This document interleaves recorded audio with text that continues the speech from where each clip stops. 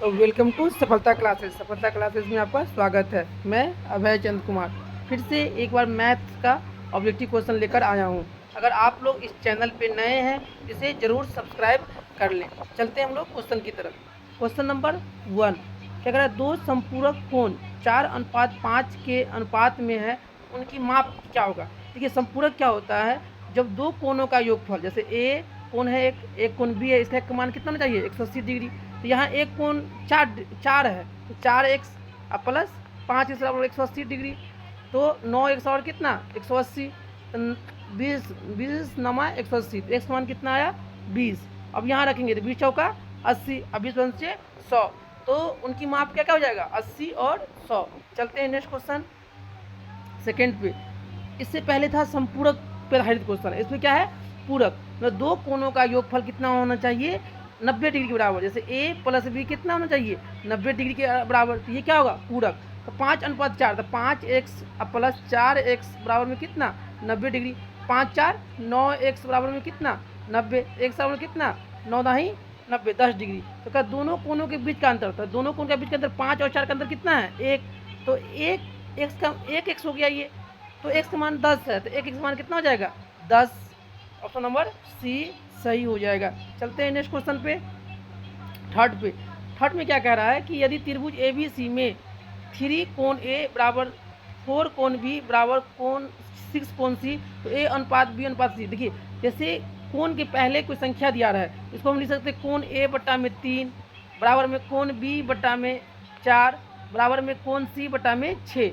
देखिए ये तो भिन्न में है, तो हम 3 4 6 का लघुत्तम लेंगे, 3 4 6 का लघुत्तम लेंगे। इसका लघुत्तम ऐसा संख्या आएगा कि जो 3 से भी कटेगा 4 से भी कटेगा और 6 से, 12 आया। तो 3 चौका 12, तो कितना जाएगा 4, 4 तिया 12 और 6 दूना 12, कितना अनुपात हो जाएगा 4:3:2। ऑप्शन नंबर बी सही हो जाएगा। चलते हैं नेक्स्ट क्वेश्चन पे। एक समकोण त्रिभुज में दो न्यून कोण का अनुपात। देखिए एक समकोण त्रिभुज है, एक समकोण त्रिभुज है तो एक कोण कितना डिग्री होगा 90 डिग्री, और दो जो अलग जो कोण बचा, एक है 4 एक है 5, तो जैसे अनुपात में रहता है तो इसमें हम क्या मान लेते हैं प्रत्येक कोण x डिग्री। कितना हो जाएगा 4x प्लस 5x, तो 9x। तो दोनों न्यून कोण का मान कितना होगा 90 डिग्री, तो एक और कितना 10 डिग्री। अब हमसे पूछ रहा है क्या दोनों न्यून कोण की माप, तो एक कोण एक कितना है 4x, तो 4 दाही 40 और 5 दाही 50, तो 4 40 डिग्री और 50 डिग्री। चलते हैं नेक्स्ट क्वेश्चन पे। कह रहा है कि त्रिभुज ए बी सी में, अगर त्रिभुज ए बी सी में बी सी बराबर ए बी का है, तो कोण बी कितना है 70 डिग्री। तो कोण ए, ये कोण बी 70 है, तो ये जब ये भुजा और ये भुजा बराबर है, तो इसके सामने का कोण और इसके सामने का कोण क्या होगा बराबर होगा। तो ये 70 डिग्री है, तो ये 70 डिग्री है, तो ये पूछा, तो ये भी कितना होगा 70 डिग्री। कोण बी और कोण ये भी कितना होगा 70 डिग्री, तो 70 70 140, तीनों कोण का मान कितना होता है 180 डिग्री, तो ये कितना बच जाएगा 40 डिग्री। ऑप्शन नंबर कह रहा है, चलिए फिर से देखते हैं हम लोग। ए बी सी में बी सी बराबर है ए बी का, मतलब ये भुजा और ये भुजा बराबर है, और कोण बी कितना डिग्री है 70 डिग्री, तो ये 70 है, तो ये भी कितना होगा 70। त्रिभुज के तीनों कोणों का मान कितना होता है 180 डिग्री, 180 डिग्री तीनों कोणों का मान होता है 180 डिग्री, तो ये 70 70 140, तो कोण कितना हो जाएगा 40 डिग्री। ये ऑप्शन में क्या है गलत है। चलते हम लोग नेक्स्ट क्वेश्चन पे। यदि पी क्यू आर, ये किसका चिन्ह है सर्वांगसम का, और E F D, P Q R और ई एफ डी में ई डी ई और डी, ये तो देखिए ये भुजा किसके बराबर होगा पी आर के। ऑप्शन नंबर सी सही हो जाएगा। चलते हैं नेक्स्ट क्वेश्चन पे। अब देखिए क्या कह रहा है कि त्रिभुज पी क्यू आर, तो पी क्यू आर और एक्स वाई जेड में कोण एक्स, देखिए कोण एक्स कहाँ है ये वाला, तो अगर ये दोनों त्रिभुज क्या है सर्वांगसम है, तो ये कोण इसका बराबर है, तो इसमें किसका बराबर होगा कोण पी के। ऑप्शन नंबर ए सही हो जाएगा। चलते हैं नेक्स्ट क्वेश्चन पे। एक चक्रीय चतुर्भुज के 3 कोण, देखिए चक्रीय चतुर्भुज के चारों कोणों का योगफल कितना होता है 360 डिग्री। एक 80 है, एक 95, 112 है, तो 112 95 80, 5 2 7, 9 1 10 और 1 18, 1 1 2, कितना हो गया 287। अब 287 इसमें से घटा दीजिए तो कितना हो जाएगा ये 3, फिर 15 में से 8 गया तो 7, कितना 73 डिग्री। ऑप्शन नंबर बी सही हो जाएगा। ABCD एक समचतुर्भुज है। देखिए एक क्या है ABCD, एक क्या है समचतुर्भुज है। समचतुर्भुज में सभी भुजा क्या होते हैं बराबर होते हैं, लेकिन कुछ कोण पे झुका हुआ था ABCD, जिसमें कोण C कितना डिग्री है 50 डिग्री। तो कोण D, देखिए समचतुर्भुज में जो कोण C और कोण D का योगफल कितना होना चाहिए 180 डिग्री। तो ये 50 डिग्री कितना हो जाएगा ये 40 डिग्री। ऑप्शन नंबर बी सही हो जाएगा। चलते हैं नेक्स्ट क्वेश्चन पे। वृत्त की अधिकतम लंबाई वाली जीवा, देखिए ये वृत्त है और वृत्त की अधिकतम लंबाई वाली जीवा को हम लोग क्या कहते हैं व्यास। ऑप्शन नंबर सी सही हो जाएगा। चलते हैं नेक्स्ट क्वेश्चन पे। कह रहा है क्या इसका गुणनखंड निकालिए। m² - 50m प्लस में 400। देखिए 400 को ऐसा टुकड़ा कीजिए कि हमको कितना आ जाए -50, 40 दाई के 400। अब यहाँ पे हम लिख सकते हैं m² - 40m - 10m और प्लस के 400। अब यहाँ से m कॉमन लेंगे तो m - 40 और यहाँ से -10 कॉमन लेंगे तो m - 40। एक गुणनखंड कितना आएगा m - 10 और एक कितना आ जाएगा m - 40। ऑप्शन नंबर बी सही हो जाएगा। चलते हैं नेक्स्ट क्वेश्चन। समबाहु त्रिभुज का क्षेत्रफल, देखिए समबाहु त्रिभुज किसे कहते हैं ऐसा त्रिभुज जिसका तीनों भुजा क्या हो बराबर हो। इसका क्षेत्रफल क्या होता है √3/4 इंटू में भुजा स्क्वायर। इसका ऊंचाई कितना होता है √3/2 इंटू में भुजा। इसका परिमाप क्या होता है 3 है। हमसे पूछा है क्षेत्रफल, तो क्षेत्रफल क्या हो जाएगा √3/4 इंटू में भुजा स्क्वायर। चलते हैं नेक्स्ट क्वेश्चन पे। क्या कह रहा है यदि ए बी और सी त्रिभुज की भुजाएं तो त्रिभुज का परिमाप, अगर मान लीजिए त्रिभुज है ये ए है ये बी है ये सी है, इसका परिमाप क्या होगा a + b + c। Option number A सही हो जाएगा। चलते हैं नेक्स्ट क्वेश्चन पे। देखिए घनाभ का पृष्ठीय क्षेत्र बराबर है। देखिए घनाभ मतलब जिसका लंबाई चौड़ाई ऊंचाई क्या हो तीनों अलग अलग हो उसे हम लोग क्या कहेंगे घनाभ। जिसमें इसका घनाभ का क्या कह रहा है पृष्ठीय क्षेत्रफल तो क्या होता है 2 इंटू में LB प्लस में BH और प्लस में HL। ऑप्शन नंबर बी सही हो जाएगा। चलते हैं नेक्स्ट क्वेश्चन पे। अब यहाँ पे घन जिसका लंबाई चौड़ाई ऊंचाई तीनों क्या हो बराबर हो उसे क्या कहेंगे घन। तो घन का क्षेत्रफल क्या होता है 6a²। ऑप्शन नंबर बी सही हो जाएगा। चलते हैं नेक्स्ट क्वेश्चन पे। r त्रिज्या वाले वृत्त का क्षेत्रफल, देखिए त्रिज्या कितना है r, इसका क्षेत्रफल कितना हो जाएगा πr²। इसका परिधि कितना हो जाएगा 2πr। इससे पूछा है क्षेत्रफल तो कितना हो जाएगा πr²। ऑप्शन नंबर सी सही हो जाएगा। चलते हैं नेक्स्ट क्वेश्चन पे। r त्रिज्या वाले गोले का पृष्ठीय क्षेत्रफल, देखिए r त्रिज्या वाले ये त्रिज्या कितना है r, इसका गोले का पृष्ठीय क्षेत्रफल कितना होता है 4πr²। ऑप्शन नंबर बी सही हो जाएगा। चलते हैं नेक्स्ट क्वेश्चन पे। एक किनारे वाले घन का आयतन, देखिए इसका घन इसका क्या था लंबाई चौड़ाई ऊंचाई सब बराबर था उसे क्या कहते हैं घन। भुजा कितना प्रत्येक किनारा कितना है a, तो इसका आयतन कितना हो जाएगा AQ। ऑप्शन नंबर सी सही हो जाएगा। चलते हैं नेक्स्ट क्वेश्चन पे। यदि किसी बेलन का, ये बेलन है इसका आधार का त्रिज्या r है और ऊंचाई h है तो इसका वक्र पृष्ठीय क्षेत्रफल, देखिए एक होता है वक्र पृष्ठीय क्षेत्रफल क्या होता है 2πrh। ऑप्शन नंबर बी सही हो जाएगा। इसी में पूछता है संपूर्ण पृष्ठीय क्षेत्रफल क्या होता है 2πrh और प्लस में नीचे वाला πr² और ऊपर वाला πr² तो क्या होता है 2πr²। यहाँ से हम लोग 2πr कॉमन लेते थे h + r। चलते हैं नेक्स्ट क्वेश्चन पे। r त्रिज्या वाले गोले का आयतन, तो गोले का आयतन क्या होता है 4/3πr³। ऑप्शन नंबर बी सही हो जाएगा। चलते हैं नेक्स्ट क्वेश्चन पे। यदि किसी गोले की त्रिज्या को 3 गुनी हो जाती है आयतन, तो आयतन कितना होता है 4/3πr³। अब ये एक गोला है और एक गोला यह है, ये त्रिज्या r है और ये त्रिज्या कितना हो गया 3 गुनी तो 3r।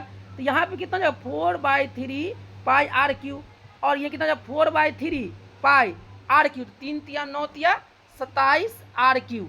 देखिए तो यहाँ पे 4 पाई 3 आर क्यू और यहाँ भी 4 पाई 3 आर क्यू। तो यहाँ पे 1 है और यहाँ पे कितना है 27। तो कितना गुना हो गया 27 गुना। ऑप्शन नंबर डी सही हो जाएगा। चलते हैं नेक्स्ट क्वेश्चन पे। प्रथम 6 प्राकृतिक संख्याओं का माध्य। देखिए प्राकृतिक गिनती की संख्या को हम लोग क्या कहते हैं प्राकृतिक संख्या, और सब बोला माध्य। तो 1 2 3 4 5 6 7 नहीं 6 है प्रथम, तो इसको क्या कहते हैं हटा दीजिए। तो प्रथम 6 संख्याओं का माध्य निकालना है। देखिए 6 5 11, 11 4 15, 15 3 18, 18 2 20 और 1 21। तो कितना हो जाएगा 21 बटा में 6, 3 से काटिए, 3 7 21 और 3 दूना 6, 7 बटा 2 इसको भाग लगाइए तो कितना जाएगा 3.5। ऑप्शन नंबर बी सही हो जाएगा। चलते हैं नेक्स्ट क्वेश्चन पे। आंकड़े 1 5 3 4 2 7 12 का माध्यक। देखिए जब माध्यक निकालते हैं ना तो जो भी आंकड़े दिया हुआ रहता है उसको पहले हम लोग बढ़ते क्रम लिखते हैं। तो पहले 1 लिख लेंगे, फिर 2 लिख लेंगे, फिर 3 लिख लेंगे, फिर 4 लिख लेंगे, फिर 5 लिख लेंगे, फिर 7 लिख लेंगे, फिर 12 लिख लेंगे।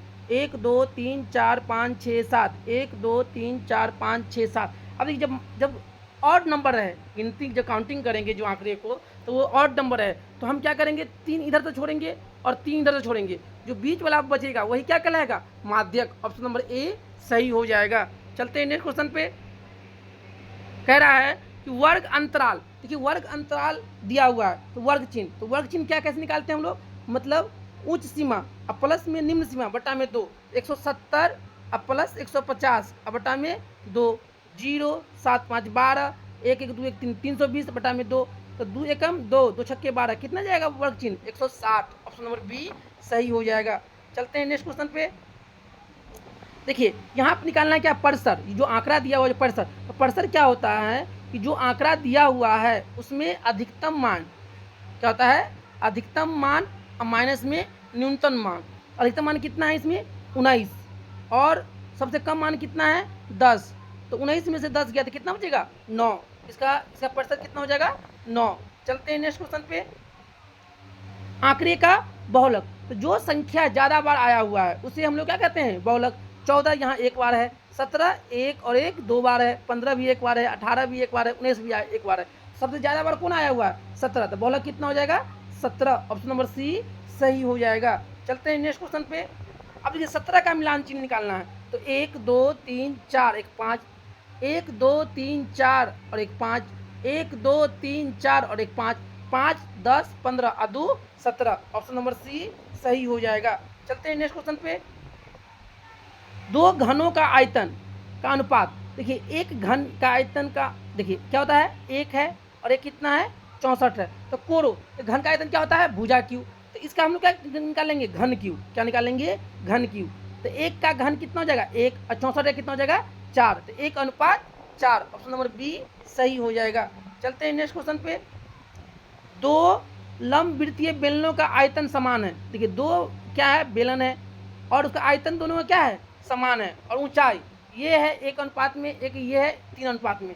इनकी त्रिज्या देखिए आयतन क्या होता है 4/3 पाई आर।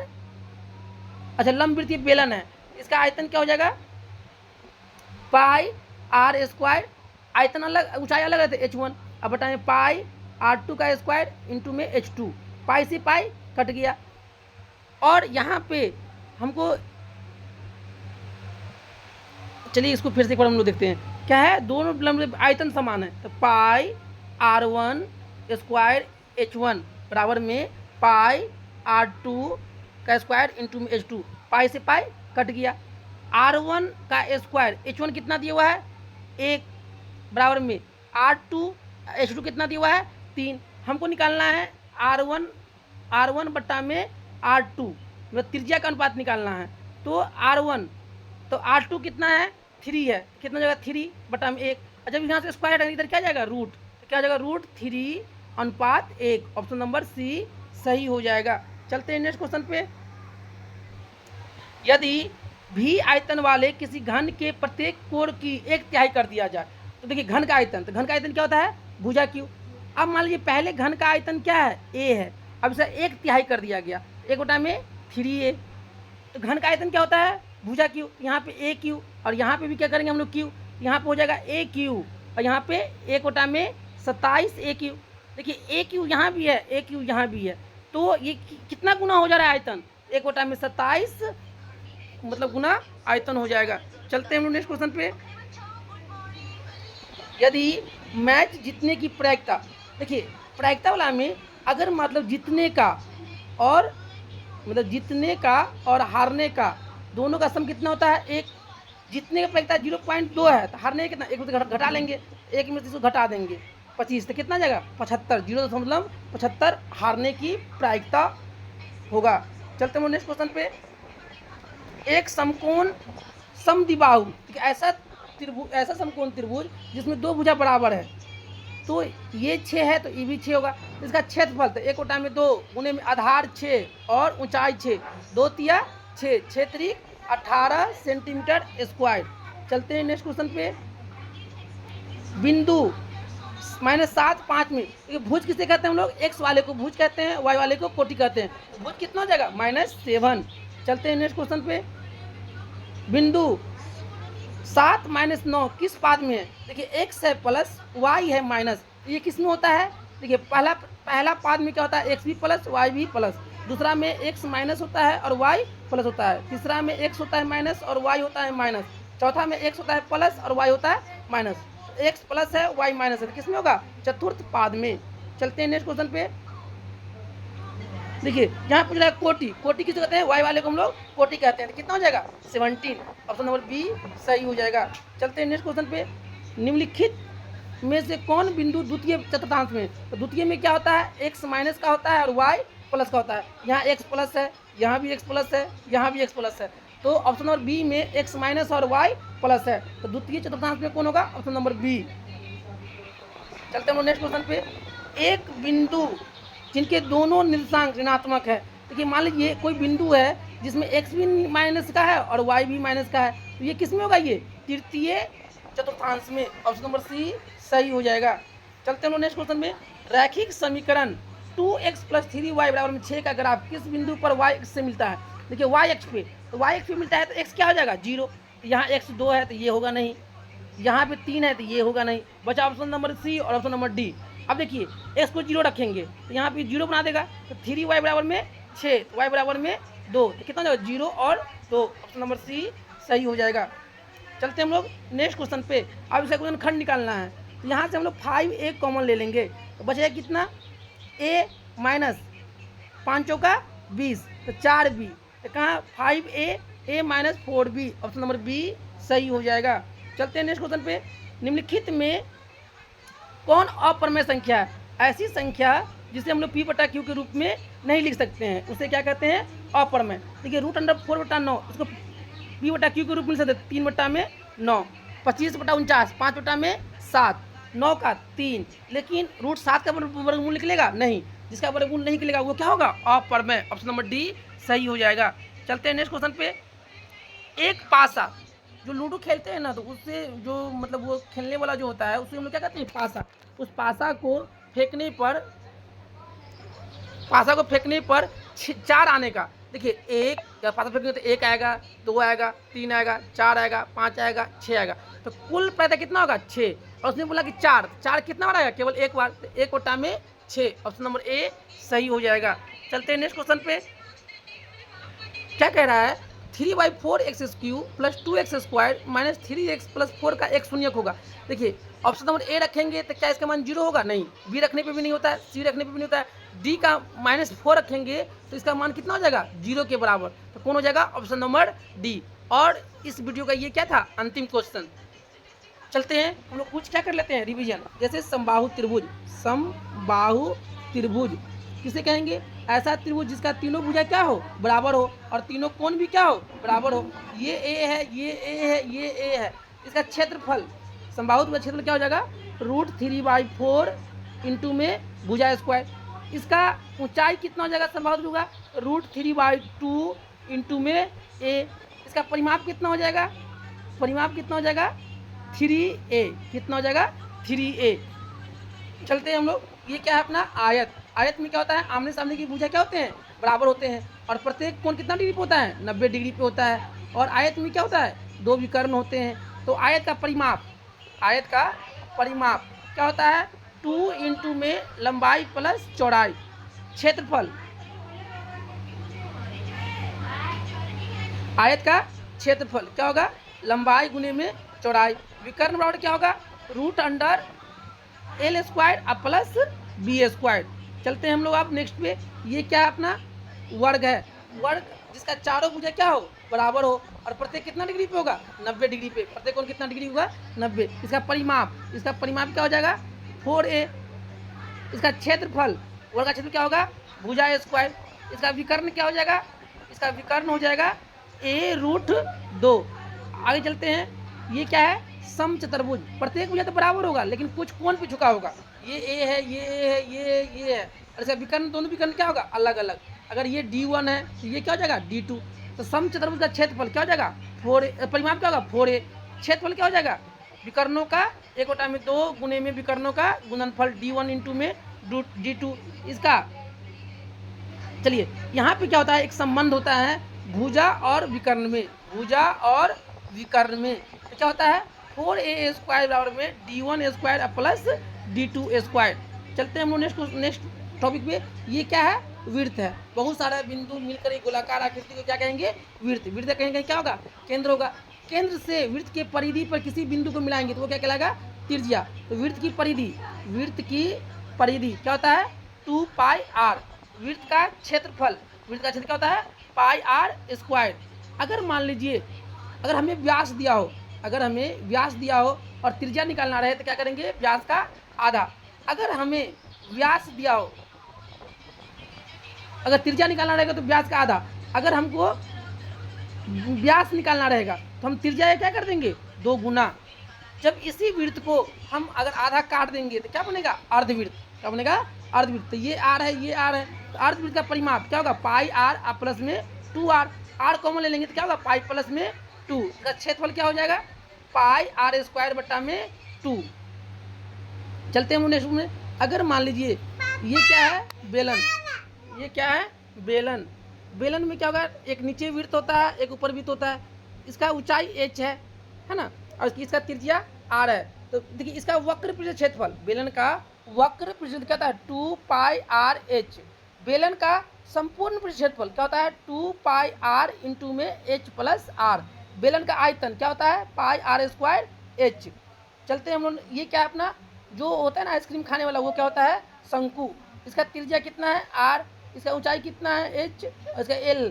तो शंकु का पृष्ठीय क्षेत्रफल क्या होगा पाई आर एल। शंकु का संपूर्ण पृष्ठ क्षेत्रफल क्या होगा पाई आर एल प्लस में पाई आर स्क्वायर।